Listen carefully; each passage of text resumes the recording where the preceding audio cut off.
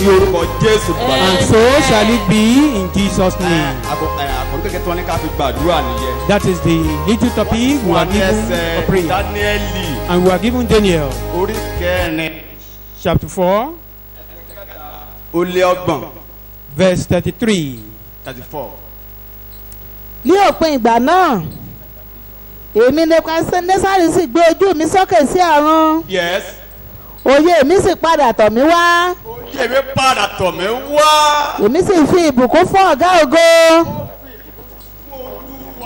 Mo yìn ín. Ó náà yìn ín. Mo sì fi ọlá fún ẹni tí ó wà títí láéláé. Mo fi ọlá fún ẹni tó wà títí láéláé. Ẹni tí agbára ìjọba rẹ̀ jẹ́ ìjọba àìnípẹ̀kun. Abẹ́ẹ̀rí. Can you see? Agbára àti ìjọba rẹ̀ láti ìrandíran. Lẹ́yìn ìgbà tí ó. After wandering into the bush, òun náà wá orí Ọlọ́run. he can now see God. Bí ẹ̀kọ́ tí bàbá ṣe fún Adá orí. Just like they just concluded sermon. This man torí orí ọkùnrin yìí. He was able to see the man. Ó wá fi ìbùkún Olúwa. He now give praises unto the Lord. Torí pé ó lọ sínú igbó nípa ìgbéraga. Because he went into the bush because of the proudness of his heart. Ògo rẹ̀ ó sọ dànù. He lost his glory. Adé rẹ̀ ó sọ dànù. The crown. Even the position of honor, he lost. Wọ́n ní kété tí ó rí Ọlọ́run. But the moment he could recognize God in his journey, the moment he recognized that man, you saw the revelation of this man, Lórí agbára Ọlọ́run yìí. and you see the manifestation of the power of God. Ní àárọ̀ yìí, ó rí agbára nínú ayé ní orúkọ Jésù. Likewise, you will see the manifestation of his power this morning. Lórí agbára Ọlọ́run. The moment you see the manifestation of the power, you see the manifestation, Tí àárọ̀ òjò sí orí rẹ̀. and the rain was poured upon him. A mú padà wá. He was restored. Ohun tó sọnù. All he has lost, Ohun tí a ti jí mọ́ lára. all that had been stolen, Ó padà wálé. they were all restored. Lénìí. Today, Kọ Jésù. that will be your portion in Jesus' name. Hallelujah. Hallelujah. Hallelujah. Bí ká dé pé Ọlọ́run lẹ́ẹ̀kan sí. I want us to thank God Pé Ọlọ́run pé ó rìn láàárín ẹ̀ wọlé òwúrọ̀ that yìí. God is moving in our midst Láti mú ohun gbogbo padà wá. to restore everything, Láti mú ohun gbogbo tí a ti sọnù padà wá to fún wa. restore all we've lost, Gbogbo àwọn ẹ̀kọ́ tí a ti ń gbọ́ láti àná. all what we've been hearing since Ọlọ́run fẹ́ yesterday. mú ohun gbogbo padà sí ipò rẹ̀. God wants to restore everything.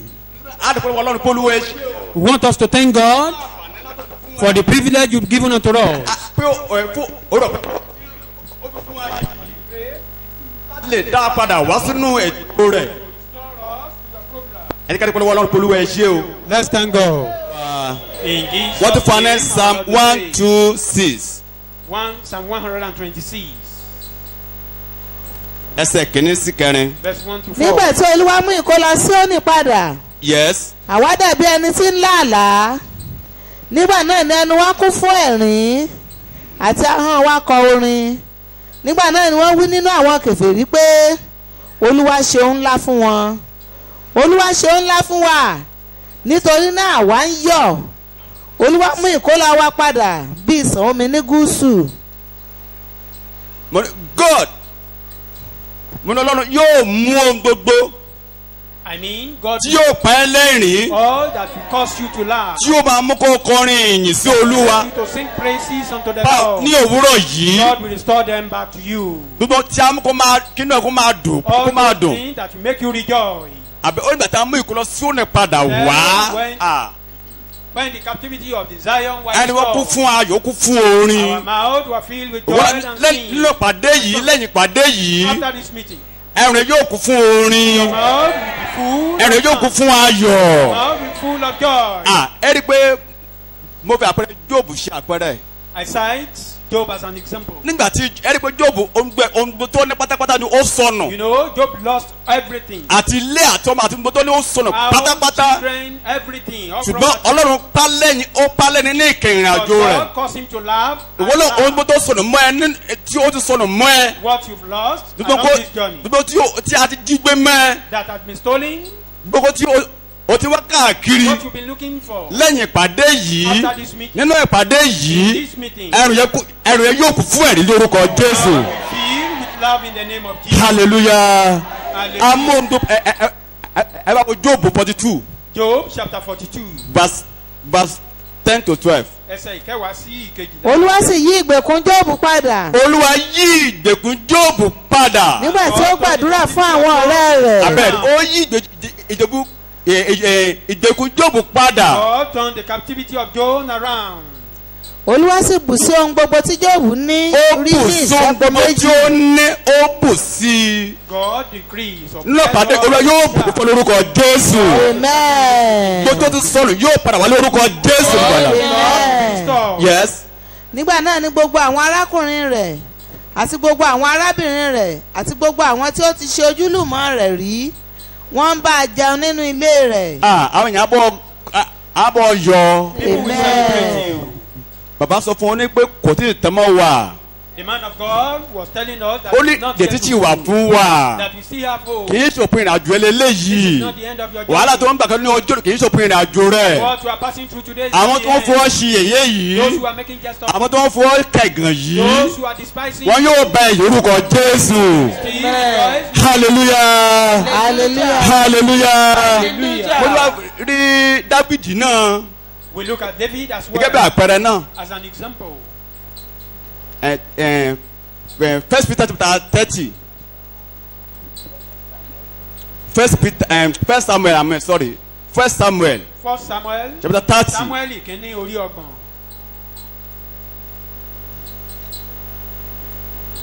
verse 1 to 5 Ẹsẹ̀ ìkíní sí ìkarùn-ún. ó sì ṣe yes nígbà tí Dávidi àti àwọn ọmọkùnrin rẹ̀ sì bọ́ sí Síglágì uh-huh. ní ijọ́ kẹta yes àwọn ará Amálẹ́kì sì ti kọlu ìhà àríwá wọ́n kọlu àríwá àti Síglágì mhm. wọ́n sì ti kún un. wọ́n kún yes Wọ́n sì- wọ́n kún yes yes wọ́n sì kó àwọn obìnrin tí ń bẹ nínú rẹ̀ ní ìgbèkùn mhm.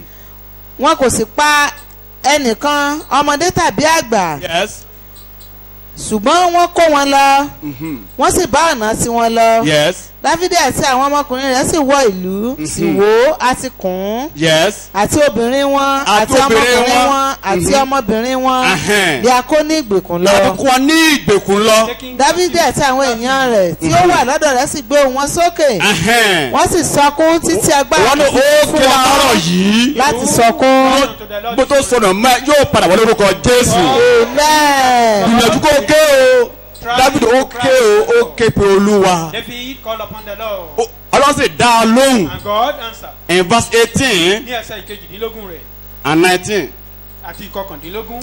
Dávidi sì gba gbogbo nǹkan tí àwọn ará Amálẹ́kì lẹ́yìn ti ìgbà kó. tó pe Olúwa tán After calling upon the Lord, tó pe Olúwa tó wó ojú Olúwa tán cried unto the Lord. Wọ́n ní Dáfídì Praise of the Lord. wọ́n Dáfídì kí ló ṣe yes Later. Dávidi sì gba gbogbo nǹkan tí àwọn ará Amálẹ́kì ti kó. gbogbo tí wọ́n kó lọ tí wọ́n jí gbé mọ́ lọ́wọ́ All that have been stolen. Ahẹ́n. Dávidi sì gba àwọn obìnrin rẹ̀ méjèèjì. ó gba àwọn obìnrin rẹ̀ tí wọ́n ti jí gbé lọ Back is too Kò sì sí nǹkan tí ó kù fún àbẹ wọn. oníkòsí nǹkan tí ó kù tí ó gbà Nothing Kékeré left. tàbí wọn náà ńlá. ṣe owó tí owó lára òyìn kọ́ What about you? ṣé gbogbo ohun tí ó sọnù mẹ́rin o fẹ́ gbà lọ lébi Do you want to restore all that you've lost? gbogbo ẹ̀ pátá oníkòsí ẹ̀kan náà tí ó kù tí ò rí Said gbà they regain everything. yes yes Ọmọkùnrin tàbí ọmọbìnrin ọmọkùnrin Male tàbí or female, ìkógun àbí ìkógun or even tàbí the gbogbo prey. nǹkan tí wọ́n ti kó. àbí gbogbo tí wọ́n ti kó pátápátá Dávidi sì gba gbogbo gbogbo wọn. ẹ̀ pátápátá David took them back. gbogbo tí a ti jí gbé mẹ́sẹ̀ All that have lówùrọ̀ yìí ó gbà lórúkọ Jésù everything will be gbogbo tí restored. ọ̀tá ti kú ọ lérù lọ Where enemy has been taken to captive. àbọ̀ ti kó àwọn ọmọ ẹ̀kọ́ lọ sí ilé ìgbèkùn Or maybe they've taken your children àbọ̀ ti into kó àwọn ọ̀dọ́ wa lọ sí ilé ìgbèkùn or taking our youth into láàárọ̀ yìí wọ́n yóò padà wá lórúkọ Jésù money. they be restored. gbogbo àwọn aṣáko All those who are wandering àwọn about, tó gbé ìrere sílẹ̀ those who are, pápá àwọn tó ti dé nínú ìjọ tó gbé ìrere sílẹ̀ those who are, they move away from this. wọn yóò padà wá ní orúkọ ti Jésù Olùgbàlà. They be restored in the name of hallelujah Hallelujah. hallelujah ṣùgbọ́n David ó ké pe Olúwa. David call upon the Lord. David ó ké pe Olúwa. Call upon the Lord. ṣé ìwọ náà ò ní ké pe Olúwa ní òwúrọ̀ Call yìí upon him this morning. ò ní ké pe Olúwa ní Will you òwúrọ̀ call yìí upon him this kó lè morning? gbá gbogbo ohun tó Olúwa tí ó ti sọ̀rọ̀ mẹ́ ẹ lọ́wọ́ Take back all that have been stolen. gbogbo ohun tí ó ti sọ̀rọ̀ pé kí o lè gbà á padà All you've lost for you to regain. láàárọ̀ yìí ó gbàdé lórúkọ Jésù You will Kristi get your own back this morning. láàárọ̀ ó gbàdé ní orúkọ Jésù Kristi Olùgbàlà. Get them back. this Amen. morning. hallelujah hallelujah. lórí ẹsẹ̀ wa. We will rise up on our feet.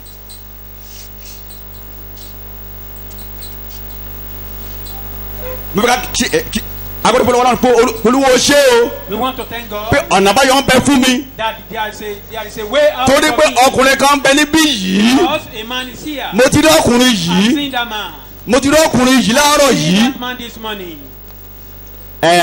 Nebukadnezari ó rí ọkùnrin yìí Nebukadnezari ó rí ọkùnrin yìí Nebuchadnezzar was able to see this man. ó gbogbo ìnira padà wá He restored. He was ìwọ náà ṣí o restored. ti rí ọkùnrin ní àárọ̀ pé ó ń bẹ ní àárín wa ní àárọ̀ ìbí And if you know he is in our midst this ṣé o ti rí morning, pé Jésù ń bẹ ní àárín wa ní àárọ̀ yìí and bí you see that he's in our midst this morning, ṣé o rí pé ọba yẹn ń bẹ ní àárín wa ní àárọ̀ yìí bí that king is in our midst this dúpẹ́ lọ́wọ́ morning. ni pé Olúwa ó ṣé Thank God for that. pé mo dúpẹ́ lọ́wọ́ pé ó ń bẹ láàárọ̀ That yìí God, you are in our ẹ̀mí náà midst. yóò gbogbo ìní mi padà Olúwa Máa lọ pẹ̀lú ìkógun.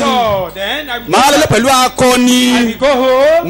máa lọ pẹ̀lú ìbùkún Go home with blessing. dúpẹ́ lọ́wọ́ ní àárọ̀ ìpolówó ẹ ṣé o God for that. Go home with multitude of máa lọ pẹ̀lú àwọn ẹrù ńlá going home with multitude of blessings. dúpẹ́ tí lè pé àwọn aládùúgbò mi To the extent àwọn ará ilé mi neighborhood wọ́n á bá máa yọ̀ living with me, they will celebrate. wọ́n á bá máa They yọ̀ will rejoice with me. dúpẹ́ lọ́wọ́ ọlọ́run ìpolówó ẹ ṣé o Thank God for that. ó tún lọ́nà àbáyọ fún mi ní òwúrọ̀ yìí Make a way. mo for ti me. rí ọ̀nà àbáyọ I've seen a way of mi ò wá escape. bíi lásán I've not come in vain. mi ò ṣeré wá lásán I'm not here for a jamboree. mo ti rí ọlẹ́ àárọ̀ pé ó ń bẹ láàárín mi láàárọ̀ I yìí can see that you are in our midst. pé ó ń bẹ láàárọ̀ yìí pé ó ń rìn kọjá láàárọ̀ I yìí can see you walking. ó ti ṣí ọwọ́ rẹ̀ Open your hand. ó ti ṣí ọwọ́ rẹ̀ Open your hand. láti tẹ́ mi lọ́rùn Satisfy me. láti tẹ́ mi lọ́rùn To satisfy mo me. pé láàárọ̀ Olúwa This morning, Lord. mo ti wá láti pé ó tẹ́ mi láàárọ̀ yìí Olúwa That you will satisfy ó me. tẹ́ mi láàárọ̀ yìí Olúwa Satisfy me this mi ò ní morning. lọlé pẹ̀lú ọwọ́ òfo bẹ́ẹ̀ Do not go empty-handed. màá lọlé pẹ̀lú ọwọ́ ìbùkún rẹ̀ Go home with blessed gbogbo tó ń hands. sọ̀rọ̀ mọ́mi yóò padà All wálé that I've lost must be restored. gbogbo tó sọ̀rọ̀ yóò padà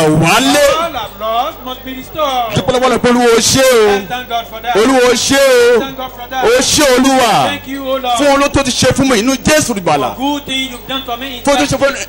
fún tí Olúwa ṣe fún inú Jésù Olùgbàlà All good thing you've done for me. in tí ò Christ dán kó Jesus. lọ́wọ́ wa Without that he is free. pé kí asá wà náà lásán ni Just for us to come. pé àti wá náà lé òwúrọ̀ And yìí we've come. pé a sì dẹni ìbùkún We lọlé must be blessed. a dẹni ìbùkún lọlé. We must be a blessed one. Glory be to your name. You are great, you are mighty. In Jesus' name, our Lord. we Ẹ jẹ́ kó. pray. Let's sit down. Mo ní kí làwọn nǹkan tí Ọlọ́run yóò dá padà wá gan. What are those things that Ọlọ́run God will pé restore? mo ní bí kókó bẹ márùn-ún tí a máa gbà ní ṣókí. I have just 5 points that we pray for. Àbí pray Tí now. Ọlọ́run yóò mú padà wá fún wa. God will restore for all. Àpétọ́ tí Ọlọ́run gan ti dá padà fún wa gan. Or just to conclude that God has restored them. Tí ó ti yọ̀ǹda fún wa He has gave them to us. nínú Jésù Olùgbàlà. In Christ Jesus. Mo ní èkíní ni wípé mo ní yọ̀ǹda ìyè fún wa Number life. 1 is life. Ó yọ̀ǹda ìyè fún wa. Gave us life. Ó yọ̀ǹda ìyè fún wa. Gave us life. Torí pé gbogbo èèyàn ti kú ó ti kú sínú Ádámù. All that died in Adam. A ti kú sínú Ádámù. Die in Adam. A ti kú sínú ẹ̀ṣẹ̀. We die in sin. Ṣùgbọ́n òun nígbà tó wá dé When he came. Bíbélì ti pé ó ló sọ wá di ààyè. Bible said he make us alive. Ó sọ wá di ààyè. Ìyẹ́ wa ní Éfésù orí kejì nìyẹn. That is Ephesians chapter 2. Ẹsẹ̀ kìíní. Verse 1. Éfésù orí kejì ẹsẹ̀ kìíní. Ephesians chapter 2 verse 1. ẹ̀yin lè a sì ti sọ di ààyè. ẹ̀yin láti sọ di ààyè. nígbà tí ẹ̀yin ti kú nítorí ìrékọjá àti àbẹ̀rẹ̀ ẹ̀ṣẹ̀ ó yín. sọ wá di ààyè. yes verse 5. nígbà tí àwa tilẹ̀ ti kú nítorí ìrékọjá wa. a kú torí ìrékọjá ó wa. sọ wá di ààyè pẹ̀lú Kristi. ó sọ wá di kí ni o. ààyè pẹ̀lú Kristi. ló sọ wá dá o. ààyè a pẹ̀lú ti kú Kristi. sínú ẹ̀ṣẹ̀ a kú sínú Ádámù ṣùgbọ́n ó wá sọ wá di ààyè. Now he quickened oore ọ̀fẹ́ lè a ti fi gbà yín ó wá là. sọ wá di ààyè. He quickened us, making us alive. ní ìgbà tí a ti wọnú Jésù olùgbàlà tán Once you are in tí a gba Jésù olúwa tí olùgbàlà tán accepting Christ, ó sọ wá di ààyè pẹ̀lú rẹ̀. quicken us with him. ó túmọ̀ sí pé ìwàláàyè Ọlọ́run It means the living of God gbogbo tí ó gbàgbọ́ for those who are gbogbo tí adẹ́rẹ́sẹ̀ wọn jì all those gbogbo tí tó ti rí àánú gbà those who have received àti sọ wọ́n di they ààyè. be quickened with Christ. wọ́n tún wà láàyè pẹ̀lú They are Ọlọ́run. alive with God. ẹ̀ṣẹ̀ ò lè nípa lórí wọn mọ́. Have dominion over them. ẹ̀ṣẹ̀ ò lè borí wọn mọ́. Sin cannot overcome wọ́n ti them. da ti Olúwa. They become that of God. wọ́n ti da ti They Olúwa. are of God. bíbélì ó ní tó bá ní ọmọ. Anyone that èkéde has Jòhánù John, èkéde Jòhánù 1 John, orí karùn-ún 1 John 5.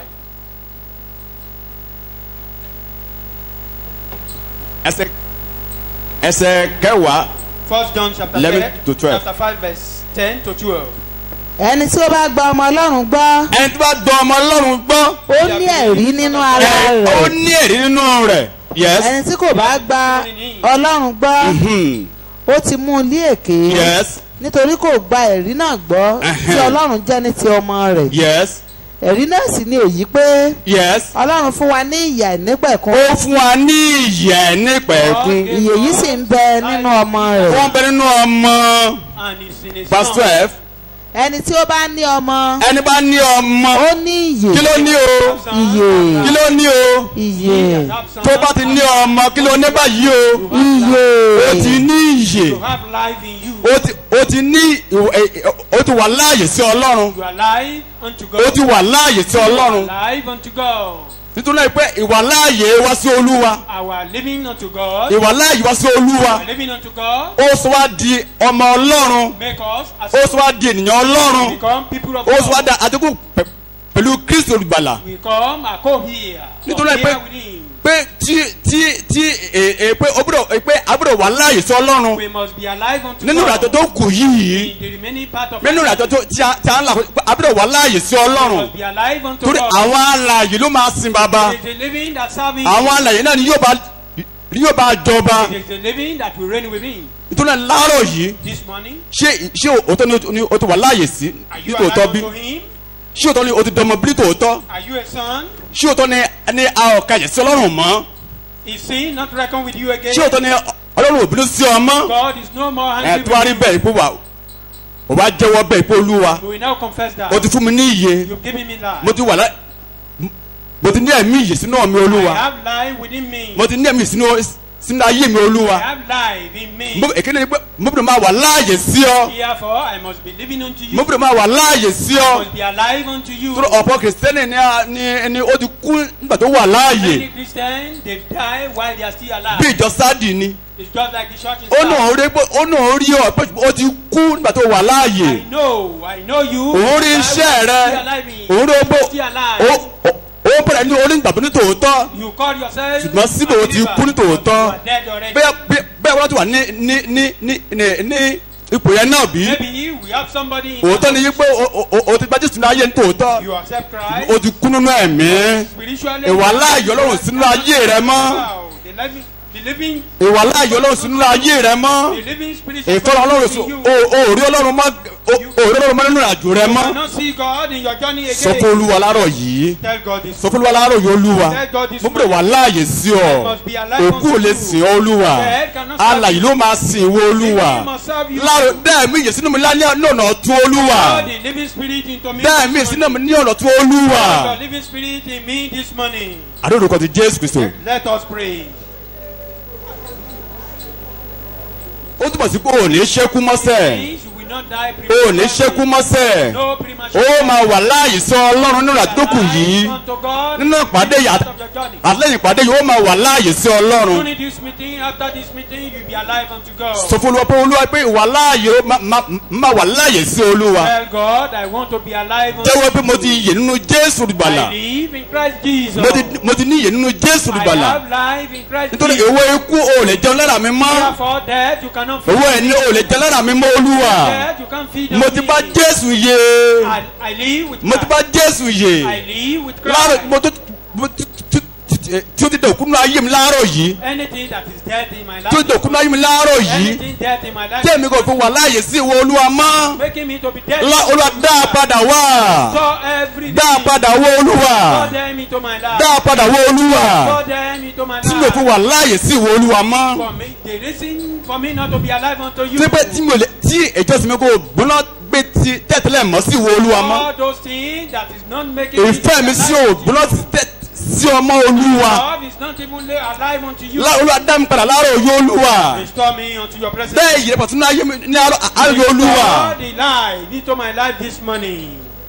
In the name of Jesus Christ. So shall it be. Ìyè rẹ padà wá lórúkọ Jésù olùgbàlà. Restore your life into us. Láàárọ̀ yìí owó ìyè padà wá lórúkọ Jésù olùgbàlà. The life of Christ be restored into our Gbogbo life. ẹ̀mí tó ti kúrú náà mi All lọ́hùn-ún. those who are dead spiritually. Láàárọ̀ yìí ẹgbẹ́ ìyè Jésù láàárọ̀ yìí. The life of Christ in you. Lórúkọ gbẹ́ ìyè Jésù láàárọ̀ yìí. Bẹ́ẹ̀ ni kó máa rí o. Nítorí Jésù Kristi olúwa wa. Ó wá mú àlàáfíà àtayọ̀ wá bá wa. They bring peace and joy unto us. Ó wá rèsítọ́ ayọ̀ àti àlàáfíà fún wa. Restoration of joy and peace. Ó wá dá ayọ̀ padà fún wa. Restoration of joy. Bíbélì tó pé ó ní òun ní àlàáfíà wa. So does he is our peace. Éfésù orí kejì Ephesians chapter ẹsẹ̀ 2, kẹrìnlá. verse 14. nítorí òun ni àlàáfíà wa. Ta ni àlàáfíà wa o? Who is our peace? Kristi. Ọkùnrin yìí. Ta ni àlàáfíà wa o? The man. Mo ní ta ni àlàáfíà wa o? Jésù. Wọ́n ní ọkùnrin yìí rẹ́gbẹ́ àìkọ́ tí a ti kọ́ra wọn ní ọkùnrin yìí. Behold the man. The man. Ọkùnrin yìí ó ní àlàáfíà wa.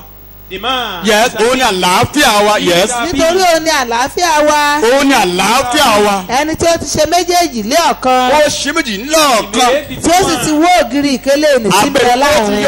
Ó ti wó ògiri ìkélé àti ráàyè lọ́jọ́ òní. The separation, the wall of Ó ti separation. ènìyàn gbọ́dọ̀ bá ẹ mọ́. Therefore, you should not be in that Ẹ̀pọ́njú gbọ́dọ̀ bá ẹ mọ́. Their affliction. Ó ní àlàáfíà wa. Àlàáfíà nínú ọkàn.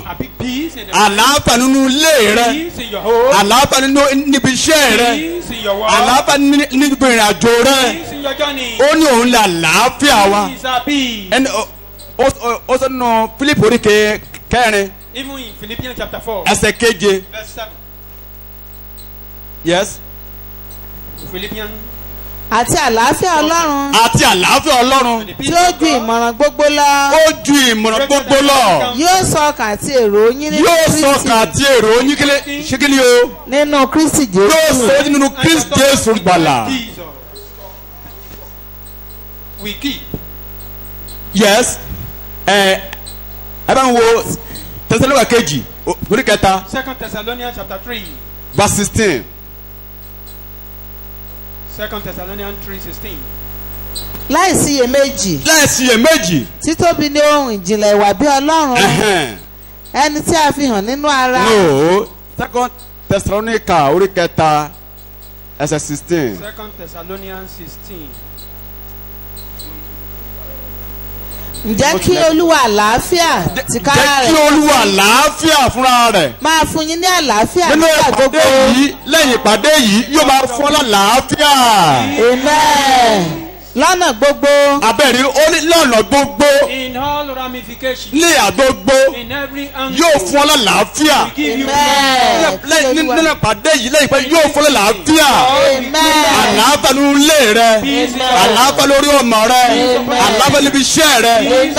Jìdí bẹ́ẹ̀ ló jẹ́wọ́ bẹ́ẹ̀ pé olú àlàáfíà ni fún mi sẹ́ẹ̀. that you give Torí ìwọ ni àlàáfíà mi. that you are my peace. Ìwọ ni àlàáfíà mi. Peace. Ìwọ ni àlàáfíà mi. You are my peace. Bí àlàáfíà ní ọ̀nà gbogbo nínú ayé mi olúwa. Peace in every area. Jẹ́wọ́ of pẹ̀lú my àdúgbò ìwọ life. ni àlàáfíà mi. Confess it.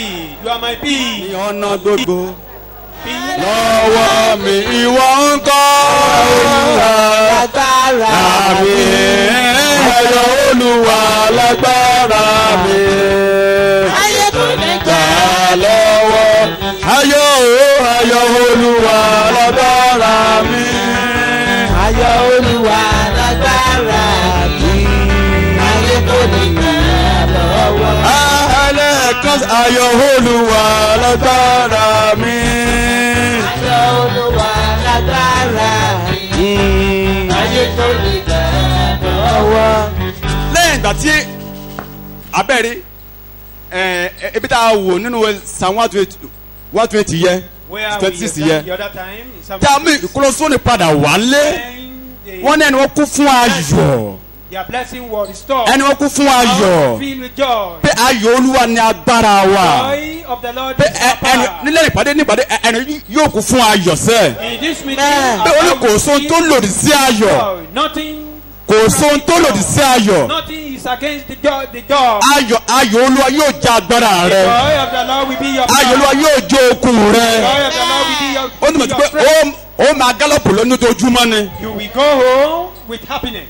ẹ̀mí rẹ á máa gbóná sí lójoojúmọ́ ni Amen. Be inspired daily. jẹ́wọ́ bẹ́ẹ̀ lórúkọ Jésù pé èwo láyọ̀ mọ́ Olúwa o Because you are my ó kò joy. ní gbàyọ̀ mi sí Olúwa Nothing will take away my ayọ̀ tí joy. wọ́n ti dànù nínú ìpàdé Joy yìí I've received in this lẹ́yìn ìpàdé ó kò ní gbàyọ̀ mi sí After Olúwa this meeting, nothing will take èwo away my láyọ̀ joy. mi You are my joy. èwo láyọ̀ mi You are my joy. jẹ́wọ́ bẹ́ẹ̀ lórúkọ Jésù Confess pẹ̀lú that in Jesus' name. bẹ́ẹ̀ ni yóò rí lórúkọ Jésù So it is in hallelujah hallelujah. ẹ̀kẹta ni ìlera health. yóò dá ìlera padà He will restore our health. yóò dá ìlera padà He will restore our health. you be strong and sound Pé wà ní okun wà ní you be strong and sound ìlera pípé. good health for you Ìlera pípé fún ọ. good health for you Ìlera pípé fún ọ. you be strong and sound Wà ní okun wà ní o ní máa visit hospital ní ọ̀pọ̀ ìgbà You mọ́ will not be a customer. o ní máa náwó sí hospital ní ọ̀pọ̀ ìgbà You mọ́ will be their customer. yóò jẹ́ ìlera rẹ He will be your strength. bíbélì sọ pé ó ní tó ìwé sódù In Exodus. kí n lò dé bíbélì ń bẹ̀ Let me use the verse 25 Exodus 15 Exodus 15 verse 25. verse 25.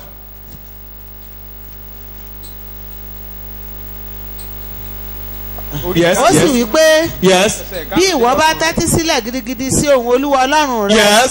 tí o bá sì ṣe èyí tí ó tọ́ lé ojú rẹ̀ tí ìwọ bá sì fetí sí òfin rẹ̀ tí ìwọ bá sì pa gbogbo àṣẹ rẹ̀ mọ́ Yes. èmi kì yóò sì fi ọ̀kan nínú àrùn wọn nì Àwọn kan nínú àwọn àrùn wọn tí mo ni. mú wá sára àwọn ará Egypt sí ọ lára Torí àrùn ó bí bọ́dé fi yí wa lánàá ó jẹ́ àwọn ọmọ tí ègún bí. Disease and sickness is one of the Ó jẹ́ àwọn ọmọ kúlúbẹ́kúlúbẹ́ tí ègún bí. one of the evil children of Ṣùgbọ́n God. Ọlọ́run sọ fún aláàárọ̀ yìí wípé Telling us this. ó bá àrùn pé ègún òrìjà ọmọ That he Amen. will sweep èpò away òjà ẹ̀ mọ́ amen èpò òjà ẹ̀ mọ́ because ó we pray. bá àrùn kó nínú àgọ́ ara rẹ. Sweep away diseases Deuteronomy from your orí body. keje verse 15. Deuteronomy chapter 7 verse 15. Yes. Olúwa yóò gbá àrùn gbogbo kúrò lọ́dọ̀ rẹ Yóò gbá àrùn gbogbo kó ní ọ̀dọ̀ rẹ. kì yóò sì fi ọ̀kan nínú àrùn gbogbo Egypt sí ìwọ lára Àrùn ilẹ̀ Egypt yẹ àwọn àrùn ègún ni tí àwọn wò lánàá àrùn ègún ni wọ́n ègún ló wà bẹ́ẹ̀. Ṣùgbọ́n ó nà á gbọ́gbẹ́ kó ní àárín wa. Saying if we take them away Ó from túmọ̀ our sí pé needs, ó wà ní ìlera. means we'll be healthy. Ní tèmi o màá wà ní ìlera. I will be Torí healthy. láàárọ̀ yìí àrùn kan tí o bí wọ́n bí láàárọ̀ yìí. This morning, Ó ní gbẹlẹ́lẹ́bẹ̀ lórúkọ Jésù Kristi.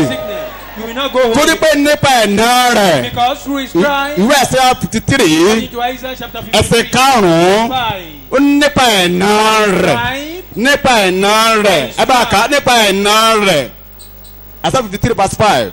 where Isaiah, ṣùgbọ́n asá ilé ọgbẹ́ aṣáálé ọgbẹ́ nítorí ìrékọjá abẹ̀rẹ̀ wa àti ṣá Jésù lé ọgbẹ́ Jesus has been bruised. apá ilé ara nítorí àìṣedéédé wa apáripálẹ̀ àìsídéé wa ìnà àlàáfíà wa wà lára ìnà rẹ̀ àlàáfíà ń bẹ lára àti na Jésù àti nípa ìná rẹ̀ ilé àti mú nípa ẹ̀nà àkàrà rẹ̀ kí la ṣe fún wa o Through his cry, kí la ṣe fún wa o Jeremiah ó kígbe gan Jeremiah ó ní shouted. ó ní òjì ń bẹ ní Gíleádì. There is balm in Gilead. òjì ń bẹ ní Balm Gíleádì. is in Gilead. olùwòsàn ń bẹ ní àríwá láàárọ̀ yìí. Healer is in our midst. ọkùnrin yẹn bẹ ní àríwá láàárọ̀ yìí. That man is here. yóò wò ẹ́ sàn. He will heal you.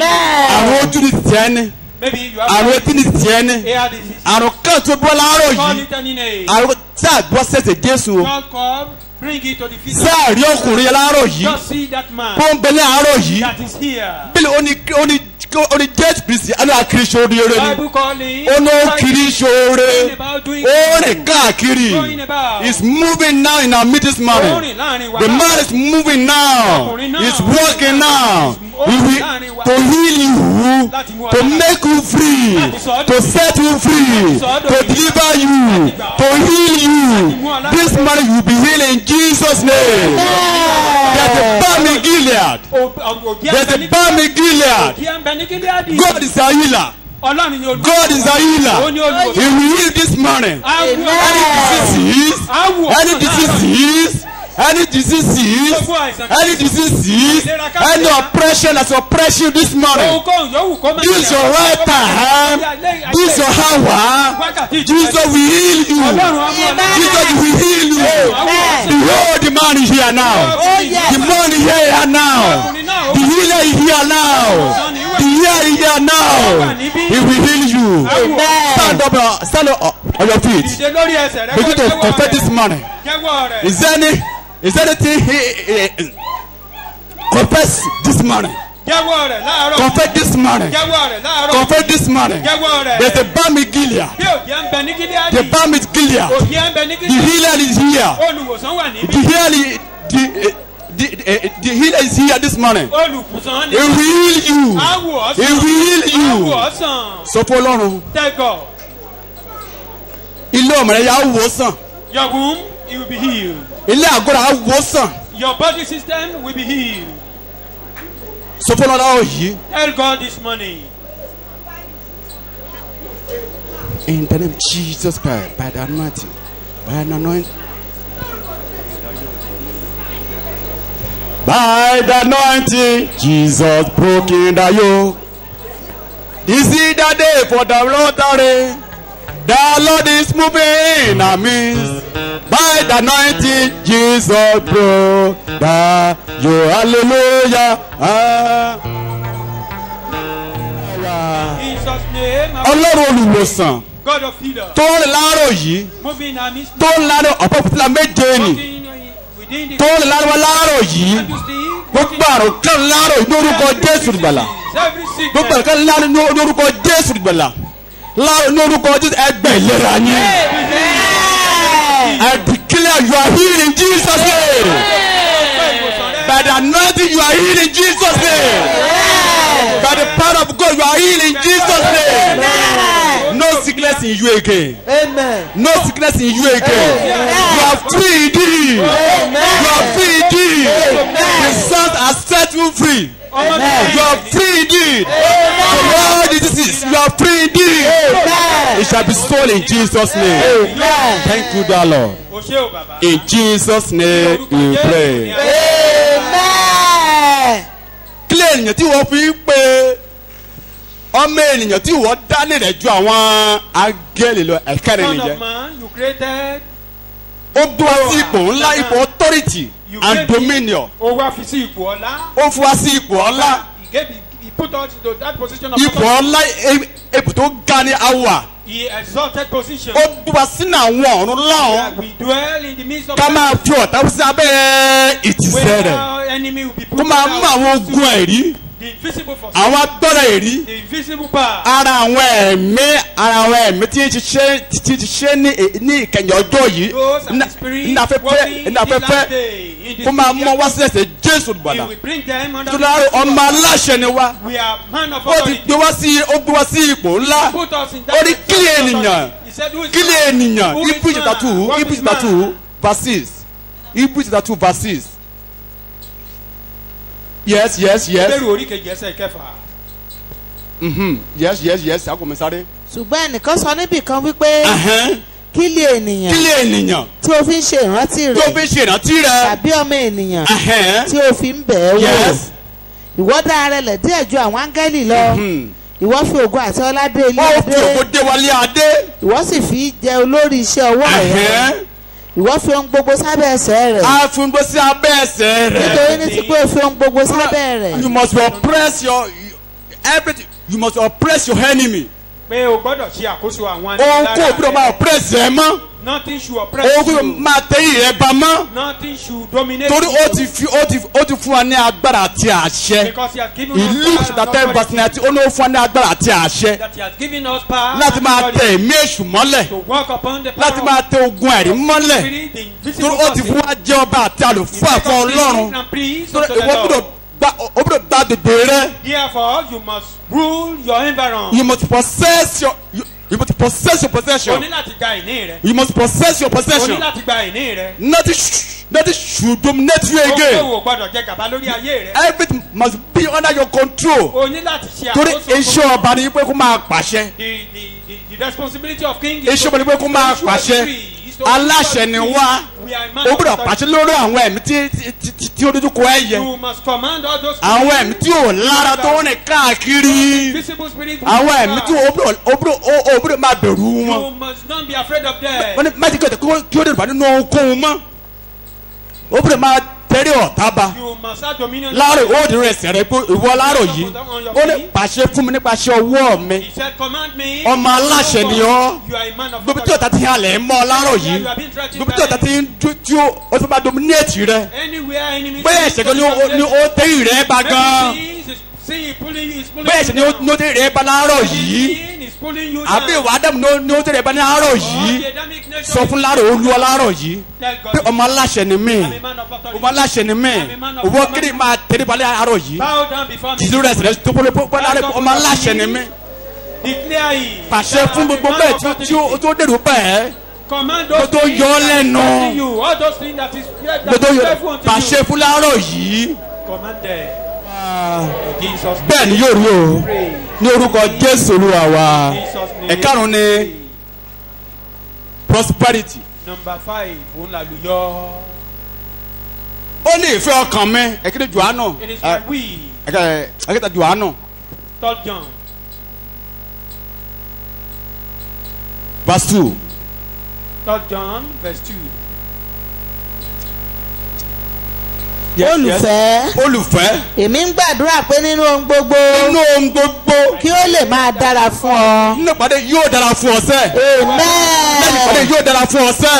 Amen. Nínú ohun gbogbo kó máa dára fún ọ. Kí o sì máa wà ní ìlera. Ó wà ní ìlera. Àní bí ó ti dára fún ọkàn rẹ. Yóò dára fún ọ sẹ́.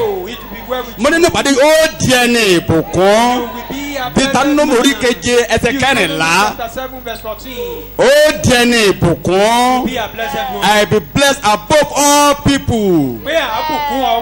You be blessed above all people. The blessing of God will flow in you in Jesus' name.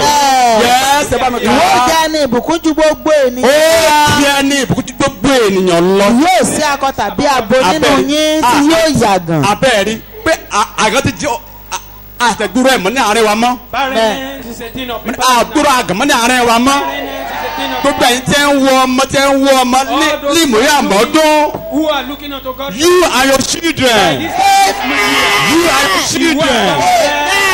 Torí ọlọ́tí ìyẹ́ ò sí láàárín wa mọ́. Òye ti dún ìgbàgbé. Ṣùgbọ́n lé àmọ́dún báyìí ó ń bà ó máa dún wá síbí ni. Àbọ̀ ọ̀yọ́ ni. Àbọ̀ ọ̀yọ́ ni. Bẹ́ẹ̀ ni yóò lórúkọ Jésù. Yóò dára fún ọ sẹ́. Ó di ẹni ìbùkún. Ó torí pé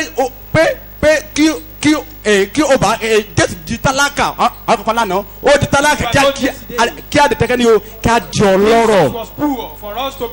Torí ẹni ìbùkún ni mí. Ẹni ìbùkún ni mí sẹ́. Ẹni ìbùkún ni mí Olúwa. Pé ìránṣẹ́ rẹ̀ ni mí Olúwa.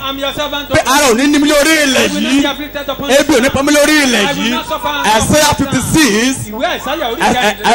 Isaiah 65 àmín. Isaiah 65 verse 13. Orí karùnlélọ́gọ́ta ẹsẹ̀ ìkẹta. Yes. Isaiah 65 verse 13. Nítorí náà báyìí ni Olúwa Jèhófà wí. Kí ni Olúwa sọ fún aláàárọ̀ yìí? Kíyèsí. Ó ní kíyèsí. Àwọn ìránṣẹ́ mi ó jẹun. tani ìránṣẹ́ olúwa láàárọ̀ yìí Who are the servants lọ́wọ́ of God? sókè. If you are a servant, ìránṣẹ́ èṣù dà where is the servants of ìránṣẹ́ èṣù dà Servants kò of wá. God is not in our ẹ tó yẹ pé ìránṣẹ́ olúwa ni kí lolúwa ń wí fún wa láàárọ̀ yìí yes. Ìgbé ebi ó pa ẹ̀yin. ebi máa pa àwọn kan o. Some people may be àwọn tó kì í ṣe ìránṣẹ́ olúwa ebi máa pa wọ́n ní those who ìgboro. are not minister of God, Yes. servants of God. Kíyèsí. kí ó ní kíyèsí Àwọn ìránṣẹ́ mi ó mu. àwọn ìránṣẹ́ mi yóò máa mu. Ṣùgbọ́n òǹgbẹ ó gbẹ ní ẹ̀yin. tèmi o màá mu sẹ́ẹ̀ For me, Màá I mu. màá jẹ sẹ́ẹ̀ Màá jẹ. ìránṣẹ́ mi yóò máa mu yes. Kíyèsí. kíyèsí Àwọn ìránṣẹ́ mi ó yọ̀. àwọn wọn yóò máa yọ̀. Ṣùgbọ́n ojú ó ti ẹ̀yin. ojú máa ti àwọn kan mi ò sílẹ̀ àwọn tó ojú ti olúwa among those who will be put mi ò sílẹ̀ àwọn tí ẹ̀gàn ń bo olúwa not a man of mi ò sílẹ̀ àwọn tí fọ́tàlì olúwa mi ò sílẹ̀ àwọn tí fọ́tàlì olúwa not among the gropers. pé láàrọ̀ olú ẹni ìbùkún ni mí I'm a blessed man. ẹni ìbùkún ni mí ẹni ìbùkún ni mí láàrọ̀ yóò olúwa lọ́rọ̀ àlàyé láàrọ̀ yìí Money, Lord. rọ̀ èdè ìbùkún ni mí lórí láàrọ̀ yìí Oh, your shower of ìbùkún blessing ìbùkún máa upon sùn me. ní mi láàrọ̀ yìí olúwa Your shower of blessing mo ṣe ń lọ be lọ́rọ̀ upon me. ìbùkún máa sùn ní mi lórí olúwa Shower of blessing be upon nínú oṣù tí me. mo wọ̀ ìbùkún máa sùn ní mi lórí olúwa Shower of blessing be flowing kí upon ìbùkún me. máa sùn ní mi lórí olúwa Blessing be flowing upon me. dìde orí ẹsẹ̀ rẹ kó jẹ́wọ́ bẹ̀rẹ̀ láti pé olúwa pé Rise ẹni up ìbùkún ni mí upon your feet and confess it. jésù di tálákà Jesus kí lè become di ọlọ́rọ̀ poor for me to be rich.